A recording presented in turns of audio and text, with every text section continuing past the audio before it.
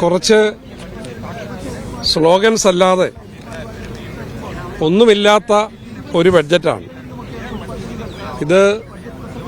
ഈ ഗവൺമെന്റിന്റെ first ബഡ്ജറ്റിന്റെ 9ാമത്തെ edition മാത്രമാണ്.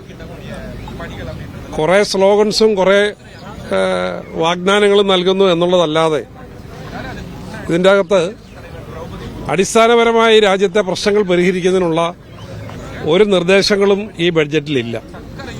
ഇന്ന് രാജ്യത്തെ അഭിമുഖീകരിക്കുന്ന ഏറ്റവും ഗുരുതരമായ പ്രശ്നം തൊഴിലില്ലായ്മയാണ്.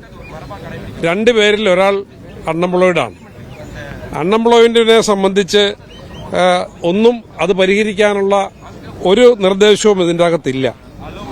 ഇതിന്റെ അകത്ത് കാർഷിക മേഖലയെ ഉത്തേജിപ്പിക്കുന്ന ഒന്നുമില്ല.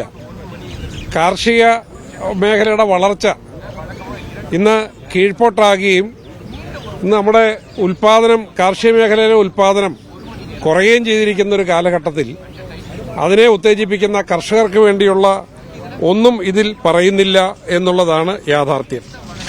2047 വികസിത ഭാരതം, സമ്പൂർണമായ വികസിത ഭാരതം എന്ന് പറയുന്നുണ്ടെങ്കിലും അതേക്കുറിച്ചുള്ളൊരു ക്ലിയർ ആയിട്ടുള്ള ഒരു വിഷനും അതിലിവിടെ സൂചിപ്പിക്കുന്നില്ല. അതുപോലെ എംപ്ലോയ്മെന്റിനെ സംബന്ധിച്ച് ഇത് ഗ്രാമീണ മേഖലയിലും അൺഎംപ്ലോയ്മെന്റ് ഉണ്ട്, അർബൻ മേഖലയിലുമുണ്ട്. ഈ 2 മേഖലയിലുള്ള ഈ തൊഴിലില്ലായ്മ പരിഹരിക്കുന്നതിന് വേണ്ടിയുള്ള ഒരു നിർദ്ദേശവും ഈ ബഡ്ജറ്റിന്റെ അകത്ത് ചൂണ്ടിക്കാണിക്കുന്നില്ല. അതുപോലെ തന്നെ നമ്മുടെ രാജ്യത്തെ പാവപ്പെട്ട കുടുംബങ്ങളിൽ, സാധാരണ കുടുംബങ്ങളിൽ, ദരിദ്ര കുടുംബങ്ങളിൽ അവർക്ക് തൊഴിൽ നൽകിയിരുന്ന ഏറ്റവും വലിയ പദ്ധതിയാണ് മഹാത്മാഗാന്ധി ദേശീയ തൊഴിലുറപ്പ് പദ്ധതി. അത് ഇല്ലായ്മ ചെയ്യുന്ന ഒരു തീരുമാനം കേന്ദ്ര ഗവൺമെന്റ് എടുത്തു. അത് മുന്നോട്ട് കൊണ്ടുപോകാനുള്ള ഒരു നിർദ്ദേശവും ഈ ബഡ്ജറ്റിലില്ല. കാരണം ഇപ്പോൾ 100% കേന്ദ്ര ഫണ്ടോടുകൂടി നടത്തുകൊണ്ടിരുന്ന ആ പദ്ധതി 40% സംസ്ഥാനങ്ങൾ വഹിക്കണമെന്നുള്ള തീരുമാനമെടുത്തപ്പോൾ ഈ 40% എന്ന് പറയുന്നത് വലിയൊരു ഹ്യൂജ് എമൗണ്ടാണ്. കേരളം പോലുള്ള ഏറ്റവും ചെറിയൊരു സംസ്ഥാനത്ത് പോലും 2500-3000 കോടി ഉറുപ്പിക സംസ്ഥാന ഗവൺമെന്റ് കണ്ടെത്തിക്കൊണ്ടിരിക്കണം. അതിൽ 100 ഉറുപ്പിക പോലും കണ്ടെത്താൻ ശേഷിയില്ലാത്ത സംസ്ഥാന ഗവൺമെന്റ് കേരളം പോലുള്ള സംസ്ഥാനത്ത് ഈ പദ്ധതി നിലയ്ക്കാണ് വരാൻ പോകുന്നത്. കാരണം ഇതിന്റെ 40% കണ്ടെത്താൻ കേരളത്തിന് കഴിയുന്നില്ല. അപ്പോൾ ഈ രംഗത്ത് കൂടുതൽ കൂലി വർധനവും കൂടുതൽ തൊഴിലവസരങ്ങളും ഉണ്ടാക്കേണ്ടതിന് പകരം പൊതുവായി കിട്ടിയിരുന്ന ഈ അവസരങ്ങൾ പോലും ഇല്ലെന്നാക്കുകയാണ് ചെയ്തിരിക്കുന്നത്. അപ്പോൾ ഈ ബഡ്ജറ്റിൽ വികസിത ഭാരതം എന്ന് പറയുന്നത് കർഷകരുടെ കാർഷിക മേഖലയെ ഉത്തേജിപ്പിച്ചുകൊണ്ട് മാത്രമേ വികസിത ഭാരതം നടക്കൂ. അപ്പോൾ കർഷകരുടെ കടങ്ങൾ എഴുതിത്തള്ളുന്നതിൽ എന്തെങ്കിലും ഒരു നടപടി ഉണ്ടാകുമെന്ന് നമ്മളെല്ലാവരും വിശ്വസിച്ചിരുന്നു.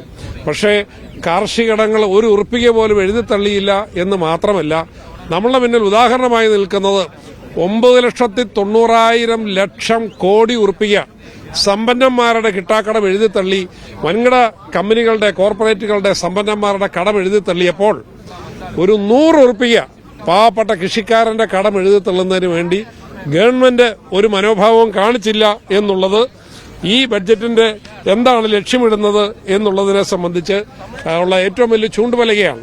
അതുപോലെ MSP, മിനിമം സപ്പോർട്ട് പ്രൈസ്, കാർഷിക മേഖലയിൽ നമ്മൾ എങ്ങനെയാണ് കൃഷിക്കാരെ താങ്ങി നിർത്തിക്കൊണ്ടിരുന്നത്? ഏതെങ്കിലും ഒരു കാർഷികോൽപ്പന്നത്തിന് വില തകർച്ച ഉണ്ടാകുമ്പോൾ അതിന് കൊടുക്കുന്ന മിനിമം സപ്പോർട്ട് പ്രൈസാണ്.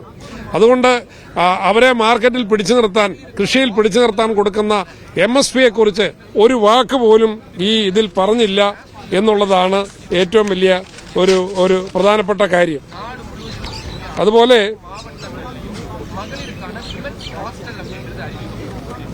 സംസ്ഥാനങ്ങളുടെ കടം വർദ്ധിച്ചുകൊണ്ടേയിരിക്കുകയാണ്.